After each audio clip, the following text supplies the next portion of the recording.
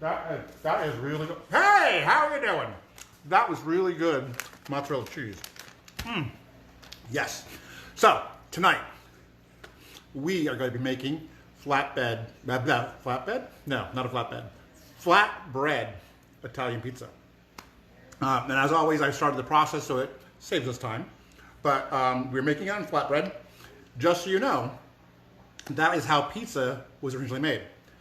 Of course I have facts. I always have facts.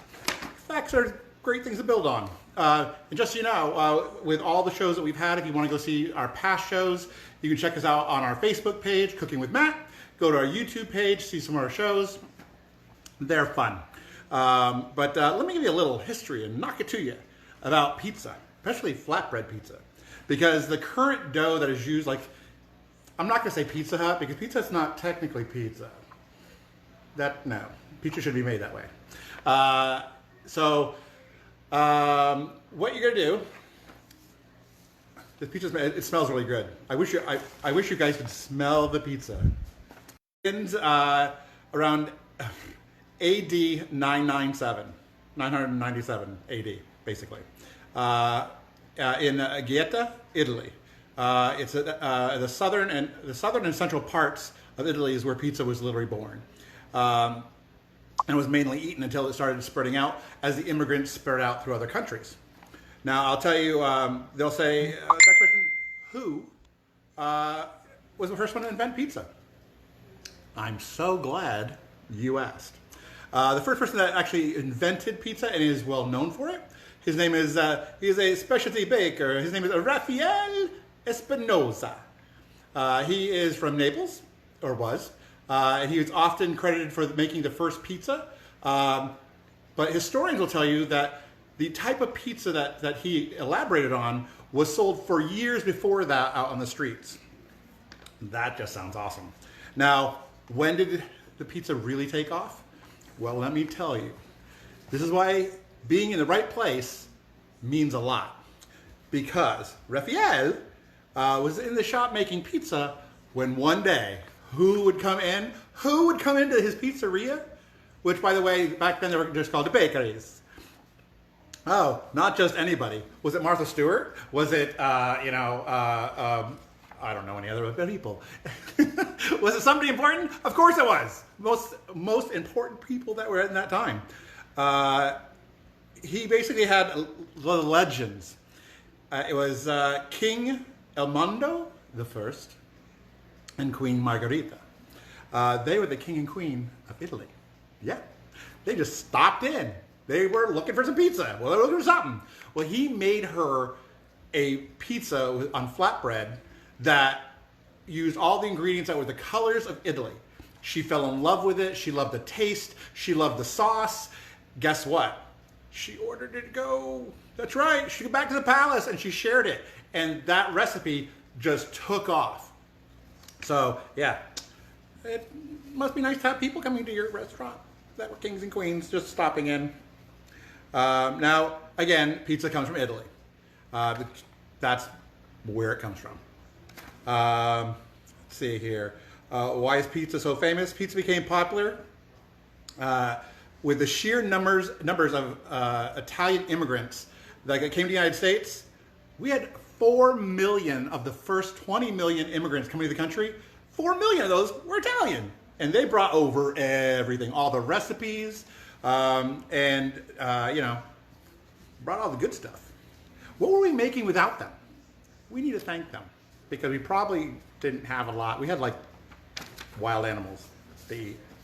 Now, here's a question I was actually stunned about. Which is the country that eats the most pizza?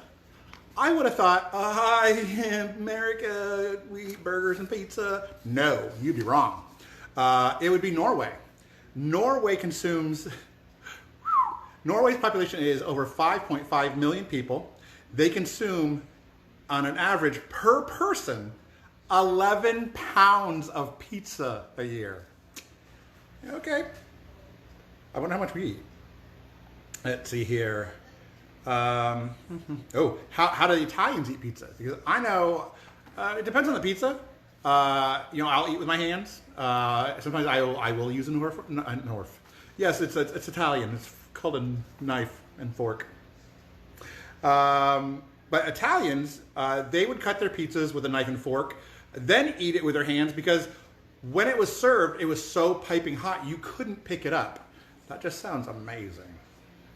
Now, what do we put on our pizza?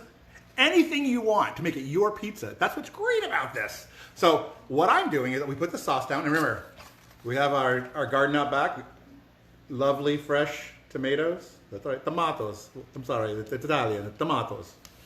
So we have the tomatoes. We crush them and chop them. I think that's my Italian Spanish blurred together. So, but I will tell you when it comes to cheese, again, everything needs to be quality. If you're just buying, I don't know, like meat from the dollar store, you're going to get that taste. But if you take a little extra and buy really good stuff, like really good flatbread, fresh ingredients, like fresh tomatoes, fresh cheese, it's going to blow your mind. So let me just tell you about my favorite cheese. You may have saw her earlier. Her name is Mozzarella. Mozzarella was first made in Italy near Naples, not too far where the pizza was first made. Now this is the part that gets me. It was made from rich milk from water buffalo. That just sounds tasty. Now the reason why I use water buffalo milk is because it didn't need to be pasteurized. And also, because of that, it didn't need to be refrigerated. And if you've ever seen real mozzarella, it's in a ball.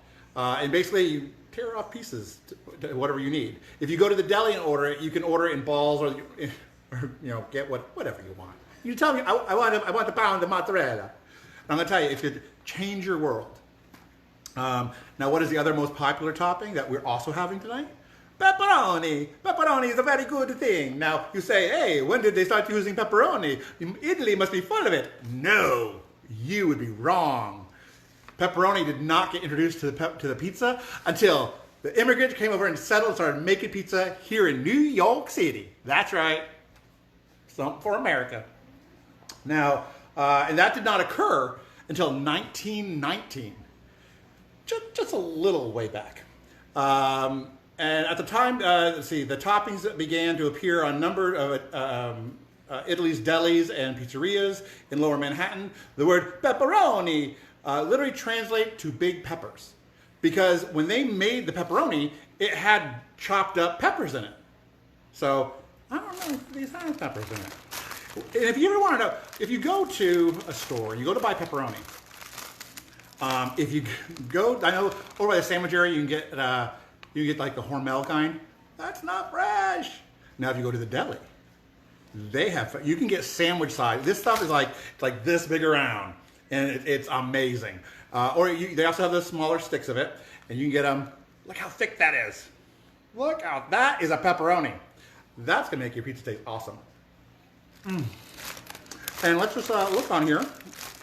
Pepperoni, if you're on a diet, you can eat it. No carbs. Nope. Yeah, they're healthy for you. You know, the pyramid. We always talk about the food pyramid. Mozzarella cheese is on there, it's a dairy. Pepperoni's on there because it's on there. It's on there. So, yeah, that's all the cool fun facts. Now, what I'm going to do, I'm a bad host. I'm talking and eating. Sorry.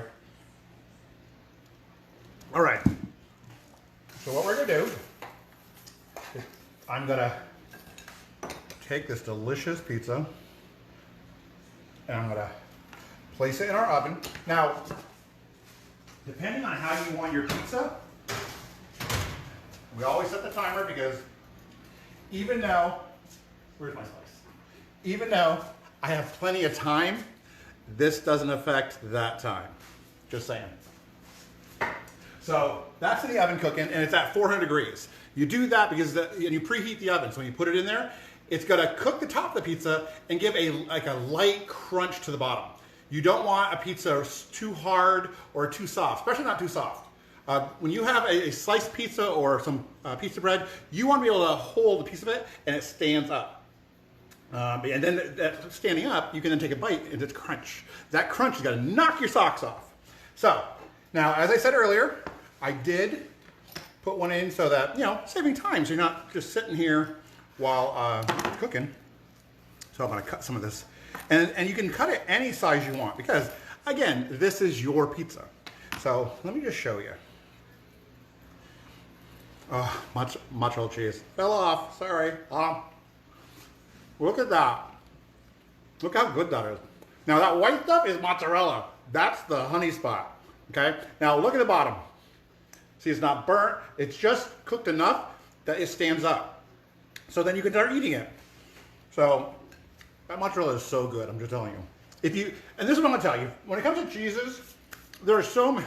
Here I am talking and eating again. I'm bad. I don't think that water even helped. But gotta cut this here. Okay. So those are all cut. See? That look great. Now, cheeses. I would say that if you get next time you're going shopping, stop by the deli because you can ask for samples and ask for different cheeses. The fresher the cheese, the better. And if you can find an Italian deli, that will just blow your mind and knock your socks off. So check out cheeses because, again, what I've always told you, quality, quality, quality. Quality affects taste. That's how it goes. So, yeah. And if you can use fresh garlic for the fresh herbs and the spices you use, fresh tomatoes, all that comes together to make a pizza that once you have it, I can guarantee you will never have a Pizza Hut, Domino's, or whatever, those other ones. Or even a frozen one, God forbid. Because none of those will hold a taste to something that you made fresh and made with fresh ingredients that you know you like and you're going to enjoy. So that is us making flatbread pizza tonight. Remember to follow us on Facebook. Check out our YouTube page. We got some great mini episodes coming up where we're going to make cookies. I have a whole bunch of different kinds.